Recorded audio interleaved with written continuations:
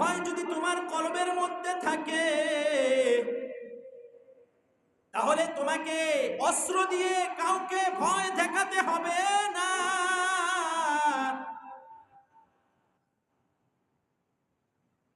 শয়তানকে অস্ত্র দেখায়া ভয় দেখাইতে হবে না। কোন মানুষকে অস্ত্র দিয়ে ভয় দেখাতে হবে না। আল্লাহর ভয় তোমার কলবের মধ্যে লালন পালন করার কারণে তোমাকে দেখে এমনিতেই শয়তান ভয় পাবে, তোমাকে দেখে এমনিতেই মানুষ ভয় পাবে।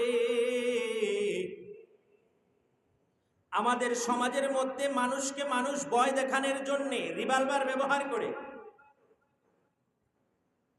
রামদা, চাকু, চাপাতি এগুলা ব্যবহার করে ভয় দেখায়। কিন্তু যদি আপনি প্রকৃতপক্ষে মুসলমান হন আর আপনার অন্তরের মধ্যে আল্লাহর ভয় থাকে, আপনার অন্তরটার মধ্যে, কলবের মধ্যে যদি আল্লাহর ভয় থাকে,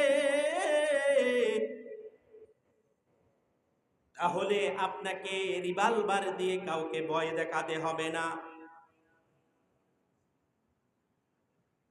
কাউকে ছুরি দিয়ে, চাপাতি দিয়ে, রামদা দিয়ে ভয় দেখাতে হবে না। এমনিতেই আপনাকে দেখলে মানুষ ভয় পাবে। কিন্তু শুধু দরকার হলো আপনার মধ্যে আল্লাহর তাকওয়া। আপনি তাকওয়াপূর্ণ বান্দা হয়ে যান, আপনার মধ্যে পরিপূর্ণ তাকওয়া আপনি ফিট করেন। যদি আপনি পরিপূর্ণ তাকওয়াবান হইতে পারেন, তাহলে আপনি যুদ্ধে চলে যাবেন।